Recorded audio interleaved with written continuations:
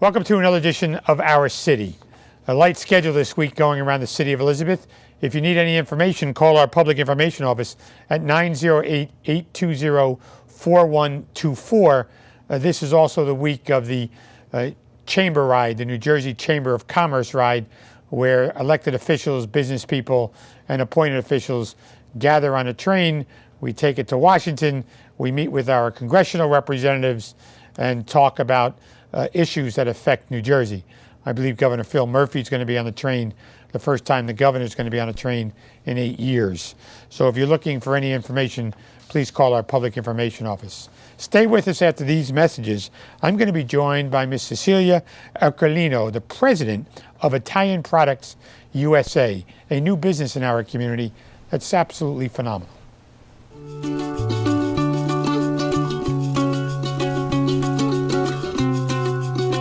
We have some of the finest teachers in the country. And then they graduate. Kane University. Welcome back to Our City, where I'm joined by Cecilia Ercolino, the president of Italian Products UCA. Cecilia, welcome to the show. Well, thank you so much. Pleasure being here. So we met a little more than a year ago, and then I was, a couple of weeks ago, toured your place. So tell our viewers a little bit about yourself. First of all, how did you get here, maybe? And long what's journey. in your back? Yeah, tell us. Long journey. Well, I started out in Sweden. I'm a Swedish citizen, and my mother is Swedish. My father's Italian. Fell in love with everything Italian as I spent every summer down in Italy. And I happened to have two fantastic chefs at home. So food was always a part of our family, a big important part. I was educated as a lawyer, and actually before that started in politics. I was the youngest one ever elected in Sweden on my 18th birthday. For what office? I was at the school board, oh, really? City council and school board, and absolutely fantastic thing when you're 18 and can go tell the school principal that I have to leave now. I have a school board meeting. So after my law degree, I took my master's in Italy and happened to run into an opportunity over there with a gentleman who had opened a company for his girlfriend at that point to sell some products to the U.S. His girlfriend was from New York and found it boring to work in Italy. So how did that happen? Boring to work in Italy? Do not ask me. Okay. I was very lucky to instead meet after 5 years and took over this company, which as a young person, you don't think so much about consequences, didn't really like to ask anything, and found out later only that there had only been a couple of bottles of balsamic vinegar sold, and that was the whole company. So I went to New York with a bottle of balsamic in my hand and a list of 3 names in New York of customers, and the rest is history. That started in 1999. We incorporated here in 2000. And since then, little by little, we have worked for our position in the market. It's been a long journey. So you started with 1 bottle of balsamic that came from Italy? Yes. Still the same producer that we sell now and that you can find in gourmet stores all over the country. So you strictly sell to a gourmet market? We sell to a gourmet market, mainly people who love food, who are foodies of some kind, to chefs, to home chefs, to anybody who is fascinated by upscale food products, and for us, mainly Italian. So Italian Products started with 1 bottle of balsamic vinaigrette and 3 customers. 3 customers came along. We had 1 customer to start, which was Dymond, fantastic company that really started the gourmet trend in this country. Still one of our great customers, and since then it grew. Now we have about 1,000 customers in our lists, and we sell throughout the U.S. to small and large chains, to distributors, and to individual foodies and chefs. Now, are all the products that you sell, Cecilia, come from Italy? They do. Right now, everything we do is Italian. We are just for the first time about to expand actually to Sweden, my home country. I wanted to have a little bit more connection there and some fantastic things that have grown on the market throughout the years. So we really enjoy and look forward to expanding a little bit, and little by little we'll get there. Do you still have family in Sweden? Still do. My parents live there. They come over and visit frequently, and hopefully they will be able to assist me in the company that we're opening up over there as well. Well, I figured they're going to be your marketing agents or something, right? Absolutely. You have to If nothing else, they're usually my chefs for Okay, any okay. demonstration. So when you said you traveled to Italy and you had 2 chefs, they were mom and dad? No, in Italy we have our own chefs for the company. Okay. I wish I could have my parents come along for that, but no, we now have professional chefs that work with us. So when you started selling balsamic, was that called Italian Products USA at that point? It was called Italian Products, a name very original that my former business partner had come up with. It very simply tells what we do, though. Right. So it transformed into Italian Products USA when we incorporated here, from starting out just with the company in Italy instead. Okay, so my notes tell me the journey from Bologna to Elizabeth is Yes. a fascinating story, and you want to share that with us. Well, a little bit of how you can slip on a banana peel and never know where you'll end up. When we set out to start this journey, it was supposed to be a 6-month project, going to the US, opening up a company, and starting to set up personnel here that could handle everything. But considering there was really nothing to stand on, and personally I had no idea of how to work or how to do business in the US, as I had only been here once for a vacation previously, it took a little bit longer than 6 months, now going on 18 years. So what you really believe from the beginning is supposed to be something simple. It's quite a bit harder. It's been very, very interesting, though, along the way, learning from zero and having to understand what a new country is, having to understand what the market says, how to operate in the US, which is very, very different from coming from Europe. Personally, I very much like it here. You prefer here than the European model? I have to say that having a company, I do prefer here. The US has been very, very kind and open-minded, allowing myself to start being accepted and appreciated for what we do and what I've done. And that's something I will never forget. It's been a fantastic welcome that basically has told me, work hard, and if you do in an honest way, you will be able to grow your company and do something. It doesn't matter who you are or where you're from, but we will allow you to try and make your own success story. So did this idea start in Bologna to come to New Jersey, or the idea New York, was right, from my business partner, who as soon as we had met and he had convinced me to take this non-existent company over, I said, what do I start with? One bottle of balsamic. Yeah. I said, what do I start with? He said, well, I don't really know, but here's a plane ticket to New York. You're leaving in 3 days, and here's our product. So from that step in Bologna, we had a company over there, which then subsequently became the corporation we now have here. Now, you don't only sell balsamic, there's a whole host of products. Now we have about 500 products. Right. We do a lot of products on request from our customers. We do a lot of private label products for a lot of the stores that I'm sure many of you shop in. So we assist from what needs to be found and built up and be coherent with FDA regulations and USDA regulations and everything else. We take care of that for many people and bring in. So we have a little bit more than one balsamic vinegar now. So I saw the story in the Star Ledger that talked about how you grew this company and you moved to Elizabeth. And then when I went to see your business, you have this beautiful kitchen as you walk in. And the layout of the kitchen and the educational programs you spoke about. What made you start with the front door having this beautiful kitchen? Well, first, when I came here, I started out with an office that was the broom closet. There was just enough space for a little desk, and I walked in every day in a perfect suit, and nobody saw me, and I got 2 phone calls a day.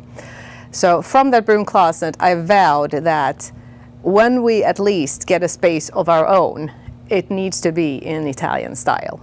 So before even getting the building, I had met with Scavolini, which is an Italian kitchen manufacturer that we cooperate with. And I told them I absolutely need a fantastic, fabulous kitchen. And the gentleman showed me their Ferrari red kitchen, which was stunning. So negotiating back and forth, we managed to get the kitchen, and now I needed a building for it. And we had scouted out some locations that seemed really convenient for us, and Elizabeth was a fantastic place for us to be. Very close to the port, very close to the airport, so our containers could come in, our fresh truffles could come into the airport, and we happened to find the perfect building where we were able to take down the walls and make the space fit my new fantastic Ferrari kitchen. So. And when I also arrived there, you had a lasagna out on the table that was made from all of your products. Right. My wife tried to duplicate, didn't do such a good job at it. Yours was much better. My wife probably won't see the show, so that's a good thing. But tell us the preparation that went in. It was delicious. For something like our lasagna, we're actually very, very lucky. One of our fantastic kitchen manufacturers has a lasagna sheet that requires no pre-cooking, but is still one of the best qualities you can find in the world. So we've been very spoiled in everything we do, that we have such great producers with fantastic products. And everybody that works in our company, pretty much, and a lot of them from the city of Elizabeth too, are foodies. No matter what background it is, if they're Italians like our chefs are, we have a lot from South America, we have from Haiti, we have people from a little bit everywhere, but all of them have that common denominator. So we try to do food that anybody can make that is delicious just by itself, like the lasagna. All you need to do is add some sauce, some cheese, and this lasagna will come out pretty much perfect most of the time. Well, that one was. So you mentioned a lot of places. Do you have a favorite place to visit? I have many favorite places to visit, but I travel too much to have time to get back to any favorite places. So right now I have to say my favorite place is wherever I go with really good people. That's a great answer. You were in politics, I can tell. That's why that was such a great answer.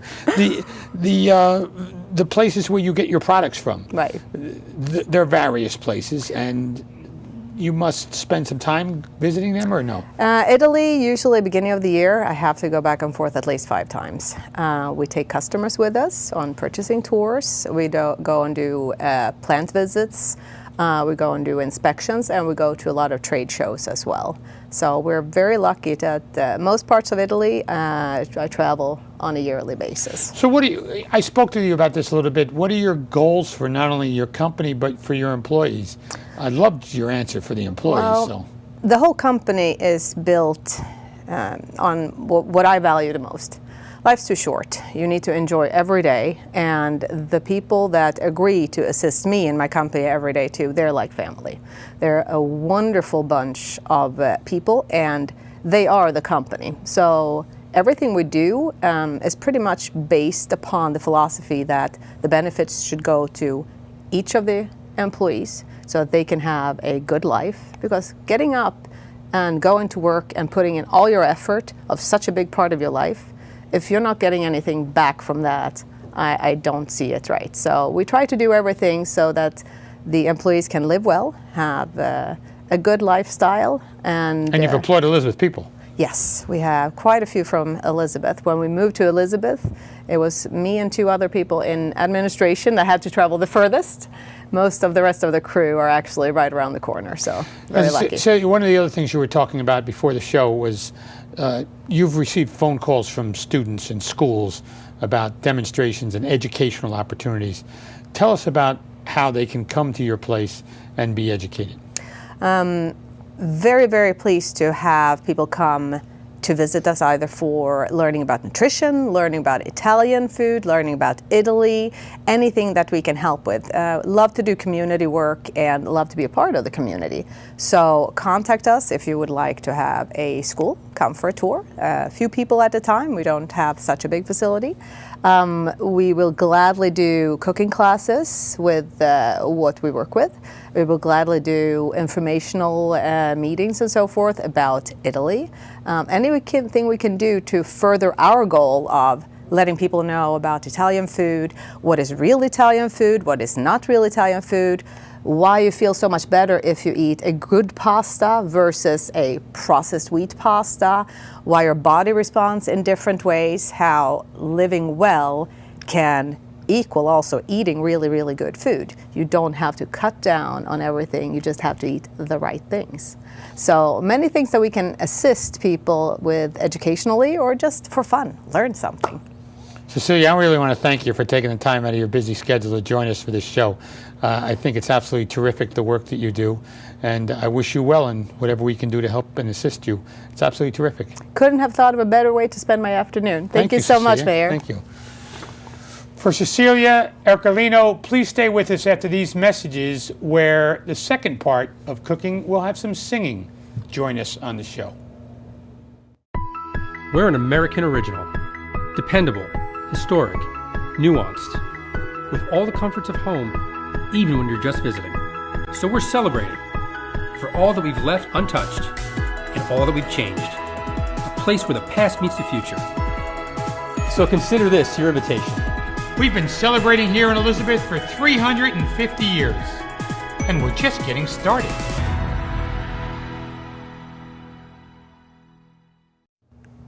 Welcome back to our city, where I'm pleased to be joined on the second half of the show. As I told you, it's going to be about cooking and singing by Miss Maryann Dymond Fiorentino. Welcome, Maryann. Hello. Now, I heard you sing at a little bit of a concert. It was absolutely terrific. So I asked you to come on the show, right? So tell us about yourself a little bit. Well, basically, I'm from Santo Domingo, Dominican Republic. My birth mom had up to 13 children, plus me and my twin sister, Juliana. And I also have a brother named Michael from another family. And we were born in Santo Domingo, Dominican Republic, and we grew up in Roselle, New Jersey. Good for you. Well, I'm glad I met you. So there's some funny story about your birthday that you want to share? What is that all about? Well, I thought for the past 30 years that I was born on November 27th of 1984. Found out 3 years ago that I was actually, me and my twin sister were born on October the 7th of 1984. At least you had the year right. Yes. So do you celebrate two birthdays now? Well, we celebrated on the 27th because it's officially, we turned that age. So, well, what happened was... How did you find out? Yeah. How we found out was that... She didn't know either, your sister? No, her mother-in-law, well, my sister's mother-in-law, she had the birth records, and they're all in Spanish, and my sister's mother-in-law can read, well, Spanish very well and fluently. And she found out that we were actually born on the 27th of November. When my mother was in labor with us, she could not have us at the hospital because she wasn't registered under the hospital. So she had to have a home birth. So when she had us at home, we were born on the 27th of November, and well, no, October 7th. October 7th, and Yeah. we were registered on the 27th. Of November. Yes. Because that's by the time you got the paperwork done. Yes. Interesting. Yes. Yeah. So I think you should celebrate two birthdays a year. Yeah. Yeah. But, you know. So tell us about your adoptive parents. My adopted parents are amazing parents. My dad, he was a wonderful provider, wonderful dad. He passed away 2 years ago at the age of 93. 93. Yes. God bless him. He was a wonderful singer. He was a wonderful parent. I couldn't be much happier about having a parent like him. And my mom, she's 84. And she lives now in Pennsylvania with my brother Michael and my sister-in-law Kristen, with my three nephews, Mikey, Aiden, and Cole. And they gave us everything that we desired in life. So did you get your singing from your adoptive father? I guess. He was always singing and always, he always wanted to make it as a professional singer, but didn't. Mm-hmm. So singing is something you love, mm-hmm. but you also took voice lessons in order to improve yourself. Tell us about that. Well, yes. Basically, there was a special teacher that came into my life. She was going to retire back in 1999. Oh, geez, that was a long time ago.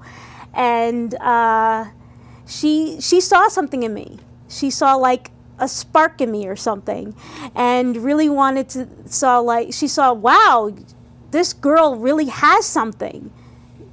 She could actually have this as a career. And she gave me phone numbers to have for piano lessons, to take piano lessons, which I've been taking piano for almost 20 years. And she gave me a phone number to a voice teacher. And what kind of music do you like? What kind of music do you like to sing? I can sing classical, opera, musical theater, Disney, and pop. It's a pretty good range. Yes. So, the Conservatory of Music in Princeton and going to college, you went to college at Westminster Choir College. Heck of an experience. Tell us about those two. It was quite an experience, quite a roller coaster, actually. I would never ever want to actually. I had fond memories of being there. I loved going to the conservatory. I had great friends there. We all supported each other as musicians. You know, especially the demands were sometimes impossible, and it felt like being on Survivor. So where's your voice training from? My first voice teacher really her name was Sonia Lewis, and she's a respected vocal instructor in Westfield, New Jersey. I haven't seen her. She was my vocal instructor in high school. I had private lessons with her, and I've had her for a few years. And then I was given to another vocal instructor, Valerie Panetta. She's also now the director of, which is called the Lyric Opera Company here in New Jersey in Westfield. So do you sing in a church or anything like that? No, not as now. Okay. Do you have favorite singers? Yes. Who are they? Just the top off my head. Harry Connick Jr., Frank Sinatra, Josh Groban, Barbra Streisand, Judy Garland, Audra McDonald, Renee Fleming, Luciano Pavarotti. And if you had to pick somebody to sing a duet, who would you pick? I would have to say Michael Bublé. And a female duet? I would have to say right off the bat, Barbra Streisand. Really? You could pick one of those two. Yes. And you auditioned for The Voice. How did that go? It was an amazing experience. We had an Elizabeth resident on The Voice. Oh, really? A guy named Manny Cabo. Oh. Well, the experience that I had was quite interesting. I was there back in, I had an audition back in June of last year, and I just took a bus there in Philadelphia, and it was just an amazing experience because I forgot where the place was in Philadelphia, but it doesn't matter. But I remember being one of the first ones to audition out of thousands and thousands of people. Going in, you know how lining up? Yeah. I was one of the first there to line up. Right. I was there overnight at that door, lining up. Yeah, the guy from Elizabeth's, his experience was he gave everything to The Voice, and when he got on, the judges voted against him, whatever that is, and everybody thought he should have won. Yeah, but for me, I got through the first round.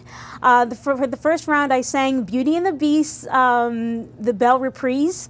Right. And I got through the first round, but when it came to the second round, they wanted me to sing a rap rock song by Kid Rock, Ba With Da Ba. I tried my best. Didn't work, huh? Didn't work.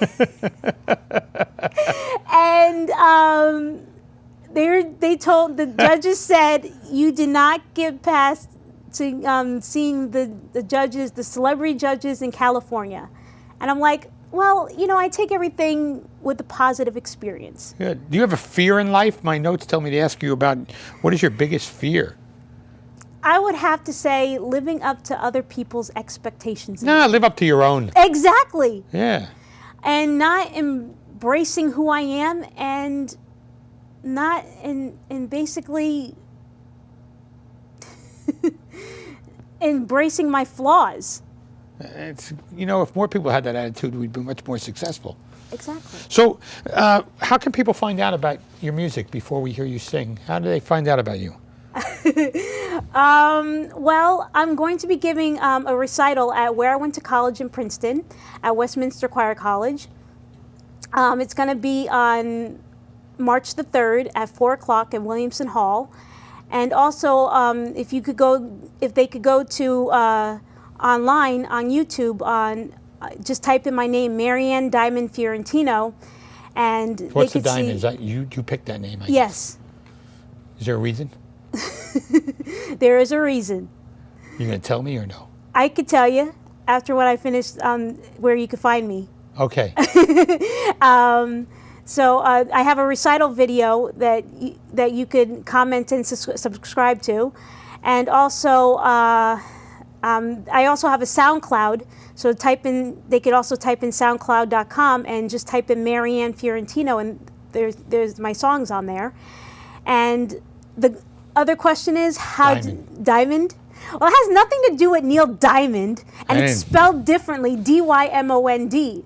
Well, it's to me it has a deep meaning of its symbolic beauty, strength.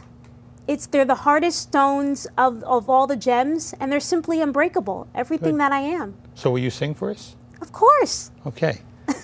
Please stay with us. We're going to hear Maryann sing, the first on Our City.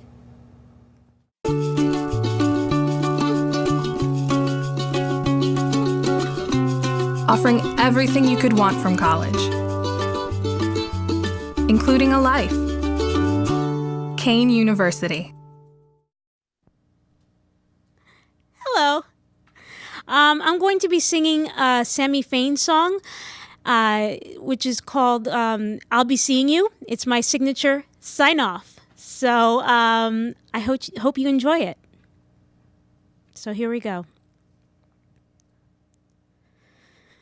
I'll be seeing you in all the old familiar places that this heart of mine embraces all day through. In that small cafe, the park across the way, the children's carousel, the chestnut trees, the wishing well. I'll be seeing you in every lovely summer's day, in everything that's light and gay. I'll always think of you that way. I'll find you in the morning sun, and when the night is new,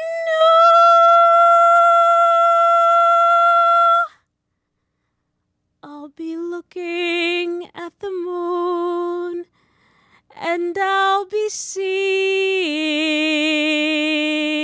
you.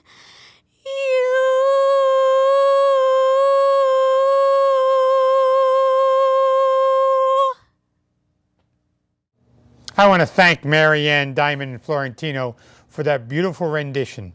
I hope you can join her in that concert on March 3rd at Princeton if you have an opportunity. She did such a great job, and I was thrilled to have her on the show. And I want to thank Cecilia Ercolino from Italian Products USA, as I promised you, a TV show about cooking and singing. And I'm Chris Bolwage. We'll see you next week on another edition of Our City.